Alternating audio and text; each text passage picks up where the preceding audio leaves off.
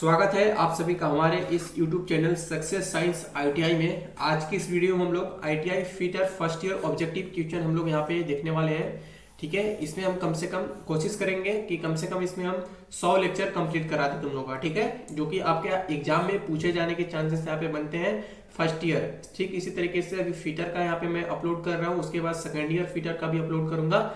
ठीक है, उसके बाद फिर इलेक्ट्रीशियन, उसके बाद फिर प्लम्बर, डीजल मैकेनिक, टोटल का यहाँ पे मैं अपलोड करूंगा series by series, lecture by lecture. ठीक है, तो अगर आप इस वीडियो में अगर आप आए हैं तो आपसे गुजारिश है कि आप वीडियो को पूरा देखना, अगर अच्छा लगे तो चैनल को सपोर्ट करना।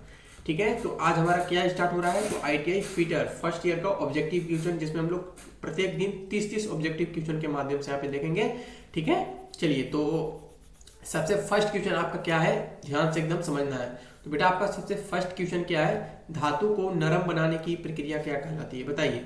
तो ऑप्शन ए आपका हो जाएगा हार्डनिंग, बी हो जाएगा टेम्परिंग, सी हो जाएगा एनिलिंग, डी हो जाएगा नॉर्मलाइजिंग। ठीक है, तो आपका ऑप्शन सी इसमें करेक्ट हो जाएगा। Option C annealing is the यहाँ पे आपका करेक्ट आंसर हो जाएगा। ठीक है, चलिए तो दूसरा नंबर यहाँ पे क्वेश्चन हम देखते हैं।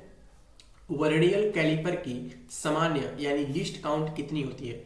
वर्नियर कैलिपर की सामान्यतः लिस्ट काउंट यहाँ पे आपसे पूछा है, तो इसमें आपका 0.202 mm यानी ऑप्शन बी आपका यहाँ पे करेक्ट हो जाएगा। ठीक है, वर्नियर कैलिपर के बारे में अगर आपको सही से जानना है तो डिस्क्रिप्शन बॉक्स में हम आईटीआई फिटर फर्स्ट ईयर और सेकंड ईयर दोनों का मैं फाउंडेशन सीरीज चला रहा हूँ, वहाँ पे लिंक मिल जाएगा। ठीक है, फाउंडेशन करने का मतलब पहले हम बुक का थ्योरी को कंप्लीट कराते हैं, उसमें भी लेक्चर कम से कम हम 5 या 6 लेक्चर तक अपलोड कर दिया हूँ। ठीक है, जो आपका निमी पैटर्न का बुक होता है, जो ऑफिशियल डीजीटी की तरफ से होता है, वो बुक मैं यहाँ पे पढ़ा रहा हूँ। ठीक ना, तो आप लोग के पास अगर टाइम है तो आप लोग फाउंडेशन के साथ भी आगे बढ़ सकते हो। फाउंडेशन पढ़ने के बाद आपको कोई भी ऐसा ऑब्जेक्टिव मिस नहीं होगा। ठीक नहीं, ये चीज़ का ध्यान रखें। जैसे आप क्लास 10th में होंगे तो पहले बुक पढ़े होगे, ठीक है, उसके बाद एग्जाम में बैठे होगे। लेकिन इसमें क्या करता है, बच्चा डायरेक्ट ऑब्जेक्टिव पर शिफ्ट हो जाता है, तो उसको उसमें जो बुक का जो नॉलेज होता है वो नहीं ले पाता, वो सिर्फ पास होने के लिए ऑब्जेक्टिव पढ़ के चला जाता है। बेटा मेरा मानना है कि जब तक आपको इसमें नॉलेज नहीं होगा बुक के बारे में सही से, क्या पढ़ना है आपको, क्या सिलेबस है, तो आपका आईटीआई करना एकदम बेफिजूल मतलब फालतू है। गार्जियन का पैसा बर्बाद मत करो। पढ़ना है तो एकदम सही से करो, उसका बुक का थ्योरी पढ़ो। ठीक है, अगर आपके पास टाइम है तो। हाँ, अगर ये अलग बात है कि आपने अभी तक कुछ नहीं पढ़ा है लेकिन आपका 1-2 महीना में एग्जाम है, तो बेशक आप इस वीडियो को देख सकते हैं। अगर आप के पास टाइम है, अगर आप न्यू व्यूवर है तो आप जाइए, आपसे गुजारिश है, आप फाउंडेशन सीरीज भी ले सकते हैं एकदम फ्री ऑफ कॉस्ट। उसके बाद देखिए 3 नंबर यहाँ पे क्वेश्चन हमारा चलते हैं। तो फाइल में दांत बनाने की प्रक्रिया को क्या कहते हैं, बताइए। तो फाइल में जो दांत बनाने की प्रक्रिया आपका, देखिए इसमें टूथिंग है कहीं, तो ऑप्शन ए आपका करेक्ट हो जाएगा। टूथिंग बोलते हैं, फाइल में दांत बनाने की प्रक्रिया को टूथिंग कहा जाता है। अगला आपका चौथा नंबर, हेक्साब्लेड की दांत दिशा कौन सी होती है। हेक्साब्लेड की दांत दिशा कैसी होती है, तो आपका चौथा का ऑप्शन ए हो जाएगा, आगे होता है। अगला आपका पांचवा नंबर में स्क्रू गेज का उपयोग किसे मापने में होता है, तो आपका पांचवा का ऑप्शन बी हो जाएगा। मोटाई और डायमीटर का ये उपयोग जो है स्क्रू गेज को मापने में आपका किया जाता है। उसके बाद छठा में आपका आ जाएगा बॉल पिन हैमर का उपयोग कहाँ होता है। तो बॉल पिन जो हैमर का उपयोग होता है बेटा, वो आपका रिवेटिंग में होता है, यानी ऑप्शन ए करेक्ट हो जाएगा। बॉल पिन हैमर के बारे में मैंने फाउंडेशन सीरीज में अच्छा से पढ़ाया हुआ है, ठीक ना, तो आप लोग फाउंडेशन देखना इसके देखने के बाद। उसके बाद 7 नंबर देखो, स्टील रूल किस सामग्री का बना होता है, बताइए। तो स्टील रूल आपको यहाँ पे आपका सी आंसर करेक्ट हो जाएगा, स्टील से बना होता है। अब स्टील रूल के बारे में आपको बेसिक जानकारी आपको फाउंडेशन सीरीज में दिया गया है, आप चाहे तो वहां से जाके लेक्चर बाय लेक्चर देख सकते हैं और प्रॉपर नोट्स बना सकते हैं। चलिए, तो 8वां नंबर आपका हो जाएगा, सेंटर पंच का कोण सामान्यतः कितना होता है, बताइए। 30 डिग्री होता है, 60 डिग्री होता है, या फिर 90 डिग्री, या फिर 120 डिग्री। पूछ रहा है सेंटर पंच का जो सामान्यतः कोण होता है वो कितना होता है, तो आपका 8वां का बी हो जाएगा। ठीक है, 60 डिग्री होता है। ठीक ना, जो सेंटर पंच का कोण होता है वो 60 डिग्री होता है, ये क्वेश्चन पूछा हुआ है। अच्छा, एक चीज मैं आप लोग क्लियर कर दूं, आप किसी भी स्टेट से हो आपका सिलेबस सेम होता है, चाहे आप एनसीबीटी बोर्ड से हो या फिर एससीबीटी बोर्ड से हो, तो आपका सिलेबस सेम होता है। तो आप किसी भी स्टेट से हो तो आप एग्जाम मतलब आप ये वीडियो देख सकते हैं। इस पर करीब हम फर्स्ट ईयर का 100 लेक्चर लाने वाले हैं फिटर का, उसके बाद सेकेंड ईयर का भी हम 100 लेक्चर लाएंगे फिटर का, इलेक्ट्रीशियन का भी लाऊंगा, ठीक है। सारे ट्रेड का लगभग मैं लाऊंगा अन्य टीचरों के माध्यम से, ठीक है। आज मेरा लेक्चर हुआ नहीं है।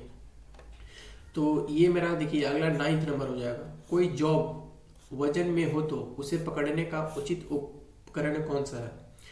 तो उसे पकड़ने का जो उचित उपकरण आपका हो जाएगा ऑप्शन ए, ठीक है, वाइज हो जाएगा, ठीक है। 10 नंबर आपका क्या बोल रहा है? पाइप पर थ्रेड काटने के लिए कौन सा टूल उपयोग होता है? पाइप पर जो थ्रेड काटते हैं उसमें कौन सा टूल का आपका उपयोग होता है? तो आपको ऑप्शन बी मारना है, डाई का उपयोग होता है, ठीक है। 11 नंबर हो जाएगा आपका रीमर का उपयोग किस कार्य में होता है? तो रीमर का जो आपका बेटा उपयोग होता है वो आपको ऑप्शन बी मारना है, फिनिशिंग के लिए होता है, ठीक है। फिनिशिंग व एनालॉगिंग के लिए, ठीक है, फिनिशिंग व एनालॉगिंग के लिए होता है, ठीक है। चलिए तो अगला आपका 12 नंबर स्प्रिट लेबल का उपयोग किसके लिए किया जाता है? बोल रहा है स्प्रिट लेवल का उपयोग किसके लिए किया जाता है? तो आपको 12 का कौन सा मारना है? ऑप्शन बी होता है, यानी सीधापन की जांच करने के लिए स्प्रिट लेवल का उपयोग किया जाता है। 13 नंबर देखिए, मिलिंग मशीन में कटर को पकड़ने वाला भाग क्या कहलाता है? तो आपको जो मिलिंग मशीन होता है उसमें जो कटर को पकड़ने वाला भाग होता है ना, उसको ऑर्बर कहा जाता है। देखिए कौन सा ऑप्शन में है, तो ऑप्शन बी करेक्ट हो जाएगा, ऑर्बर। अगला आपका 14 नंबर हो जाएगा, टेप माप की एक्यूरेसी किस पर निर्भर करती है? तो आपका सी आंसर करेक्ट हो जाएगा, ग्रेजुएशन पर, ठीक ना। वो वाला ग्रेजुएशन मत समझना जो तुम मतलब जो 12th के बाद किया जाता है, मतलब बीए हो गया, बीकॉम हो गया, बीटेक हो गया, वो ग्रेजुएशन की बात नहीं कर रहा है यहाँ पे। यहाँ पे बोल रहा है टेप माप की एक्यूरेसी किस पर निर्भर करता है? जो उसकी सटीकता होती है वो किस पर निर्भर करता है? तो आपका ग्रेजुएशन यानी ऑप्शन सी हो जाएगा इसका करेक्ट। उसके बाद 15 नंबर, ड्रिल बीट का सामान्य पॉइंट एंगल कितना होता है? तो आपको कितना मारना है? तो इसका 15 का आपका देखिए 118 डिग्री कहीं पे है, तो ऑप्शन सी इसका करेक्ट आंसर हो जाएगा। जो ड्रिल बिट का सामान्यतः पॉइंट एंगल कितना होता है बेटा? तो 118 डिग्री होता है इसका। उसके बाद देखिए 16 नंबर क्या हो जाएगा? फाइल को साफ करने के लिए किस प्रकार का उपयोग किया जाता है? तो देखिए इसमें फाइल का जो उपयोग मतलब किया जाता है जिसको साफ करने के लिए, उसको किससे किया जाता है? फाइल कार्ड से किया जाता है। ये देखिए ऑप्शन बी इसका करेक्ट आंसर हो जाएगा। 17 नंबर हो जाएगा, वी ब्लॉक का उपयोग किस कार्य के लिए किया जाता है? जो वी ब्लॉक होता है उसका कार्य किस उपयोग के लिए किया जाता है आपका यहाँ पे? तो आपका 17 का ऑप्शन बी करेक्ट आंसर हो जाएगा, गोल रॉड पकड़ने के लिए, ठीक है। 18 नंबर, किसी धातु को कठोर बनाने की प्रक्रिया को क्या कहते हैं? इंपॉर्टेंट क्वेश्चन है ये, तो 18 का आपका हो जाएगा ऑप्शन सी, हार्डनिंग यहाँ पे हो जाएगा। ये क्वेश्चन रिपीटेड है। 19 नंबर देखो क्या हो जाएगा, बाहरी थ्रेड बनाने के लिए क्या उपयोग किया जाता है? तो बाहरी थ्रेड बनाने के लिए आपका ऑप्शन ए, डाई का उपयोग किया जाता है। एक चीज मैं आप लोग को बता दूं कि आपने अभी तो कुछ नहीं पढ़ा हुआ है, ठीक है, या फिर पढ़ा भी होंगे ना, तो आप मेरे पर एक विश्वास के साथ जोड़ो। एकदम मैं गारंटी के साथ कह सकता हूं कि मेरा अगर ये वीडियो जो मैं 100 लेक्चर लाने वाला हूँ, ठीक ना, अगर वो तुम देख लोगे तो तुम्हारा एक भी ऐसा क्वेश्चन नहीं होगा जो तुम्हारा एग्जाम में मतलब नहीं आया वो क्वेश्चन। ये चीज तुम ध्यान रखना। यहाँ पे मैं जो भी क्वेश्चन लाता हूँ प्रॉपर प्रीवियस ईयर और न्यू क्वेश्चन का कॉम्बिनेशन लाता हूँ प्रत्येक चैप्टर से, ठीक ना। तो एक विश्वास के साथ जोड़ो और मेरा ये धर्म होगा, मेरा ये प्रॉपर गाइडेंस के साथ साथ आप लोग पढ़ो। आप लोग एग्जाम में एकदम 100% कर रहे हैं कि आप लोग बहुत अच्छा नंबर लाओगे थ्योरी में। उसके बाद देखो 20 नंबर, टेपर को क्या बोल रहा है? 20 नंबर, टेपर को मापने के लिए कौन सा उपकरण का उपयोग करते हैं? ठीक है, टेपर को मापने के लिए कौन सा उपकरण उपयोग में होता है? तो आपका 20 का करेक्ट आंसर ए हो जाएगा, प्रोटेक्टर हो जाएगा, ठीक है। प्रोटेक्टर के बारे में अगर अच्छा से आपको जानना है कि प्रोटेक्टर क्या होता है, माइक्रोमीटर क्या होता है, स्लिप गेज क्या होता है, वाइस क्या होता है, तो आपको मेरा फाउंडेशन सीरीज देखना होगा। उसके बाद देखिए 21 नंबर क्या होता है? प्लम्ब बॉब का उपयोग कहाँ किया जाता है? प्लम्ब बॉब का उपयोग कहाँ किया जाता है? तो आपका 21 का ऑप्शन बी हो जाएगा, ऊर्ध्वाधर जांचने के लिए, ठीक है। जो प्लम्ब बॉब का उपयोग किया जाता है वो किसके लिए किया जाता है? तो ऊर्ध्वाधर जांच करने के लिए आपका प्लम्ब बॉब का उपयोग किया जाता है। उसी तरीके से हम लोग 22 को देख लेते हैं। तो चक्की को खोलने के लिए किसका उपयोग किया जाता है? चक्की को खोलने के लिए किसका उपयोग किया जाता है? तो जो आपका 22 का सही आंसर हो जाएगा वो चक्की, यानी ऑप्शन बी आपका यहाँ पे करेक्ट आंसर हो जाने वाला है, ठीक है। 23 नंबर देख लेते हैं हम लोग। और ड्रिल मशीन में छेद को बड़ा करने के लिए कौन सा टूल उपयोग होता है? तो जो ड्रिल मशीन में है उसको छेद को बड़ा करने के लिए आपका यहाँ पे रीमर, देखिए ऑप्शन में, यानी बी ऑप्शन यहाँ पे करेक्ट आंसर हो जाएगा। ड्रिल मशीन को छेद को बड़ा करने के लिए रीमर का उपयोग किया जाता है, रीमर टूल का उपयोग किया जाता है। फिर से बता दे रहा हूँ, ये क्वेश्चन इंपॉर्टेंट है। ड्रिल मशीन में छेद को बड़ा करने के लिए रीमर टूल्स का उपयोग किया जाता है। कौन सा टूल्स का किया जाता है? रीमर टूल्स का उपयोग किया जाता है। ऑप्शन बी आपका यहाँ पे करेक्ट हो जाएगा। 24 नंबर, वाइस के जॉ प्लेट किससे बने होते हैं?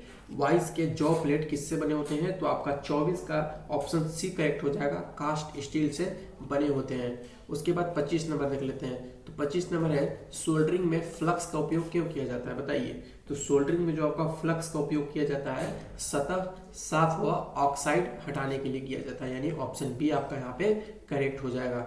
26 नंबर आपका देख लेते हैं, चीजल को का कोण कितना होता है? चीजल का मतलब बहुत लोग को नहीं मालूम होगा, तो छेनी होता है, ठीक है। चीजल का जो हिंदी मीनिंग होता है वो छेनी होता है।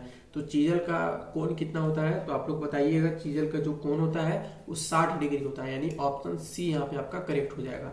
27 नंबर देख लेते हैं, ऑक्सी एसिटिलीन, ठीक है। ऑक्सी एसिटिलीन वेल्डिंग में फ्लेम का कौन सा प्रकार सबसे ज्यादा गर्म होता है? फिर से सुनेंगे, ऑक्सीटेलिन वेल्डिंग में फ्लेम का कौन सा प्रकार सबसे ज्यादा आपका यहाँ पे गर्म होता है? तो ऑप्शन ए न्यूट्रल जो होता है ना, जो न्यूट्रल होता है वो सबसे ज्यादा गर्म होता है ऑक्सीटेलिन वेल्डिंग में फ्लेम, ठीक है।